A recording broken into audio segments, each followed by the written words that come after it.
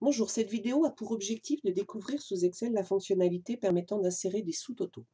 Donc Excel propose différentes solutions techniques pour synthétiser des données issues d'une base de données ou liste de données. Ces deux solutions sont soit l'insertion de sous-totaux dans la base de données, soit la création de tableaux croisés dynamiques. Les tableaux croisés dynamiques ont été abordés dans une autre vidéo. Je vous propose donc de découvrir dans celle-ci l'insertion de sous-totaux. Donc voici la base de données à partir de laquelle les démonstrations vont être réalisées. Donc la base de données comprend un certain nombre de champs, raison sociale, adresse, etc., soit 9 champs au total, et 119 enregistrements, puisqu'ici, je constate donc 120 enregistrements, moins la première ligne, consacrée donc aux étiquettes de données. Nous pouvons distinguer donc des champs de type texte, des champs de type date ou des champs de type numérique. Imaginons que je rémunère mes représentants en fonction du nombre de commandes enregistrées. Donc j'aimerais bien connaître le nombre de commandes par représentant. Donc je vais ici dans le menu Données, utiliser la fonctionnalité sous-total, et donc à chaque changement ici de représentant, je vais lui demander d'utiliser une fonction mathématique. Donc ici je veux dénombrer, donc le nombre. Et je vais lui demander de compter à partir, par exemple, du numéro de commande, avec la possibilité d'avoir la synthèse sous les données, et je valide.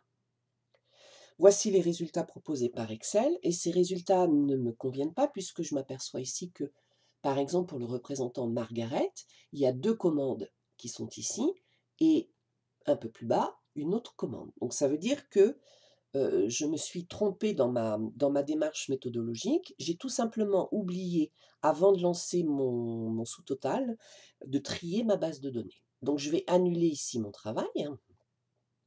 Voilà. Je vais prendre soin, puisque je veux les informations par représentant, de trier ma base sur le champ représentant, de A à Z. OK. Et là, vous pouvez voir que les représentants donc, sont bien classés dans un ordre apparemment alphabétique. Maintenant, je vais pouvoir donc insérer le sous-total, donc par représentant, je veux les dénombrer et je vais dénombrer sur le numéro de commande.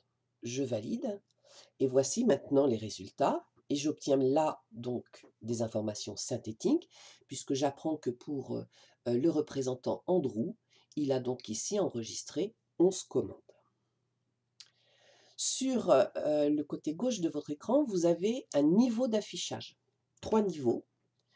Avec le niveau 1, vous avez ici donc le total des commandes enregistrées, avec un deuxième niveau où vous avez ici le nombre de commandes par représentant, et puis enfin sur le niveau 3, le détail à chaque fois pour chaque représentant.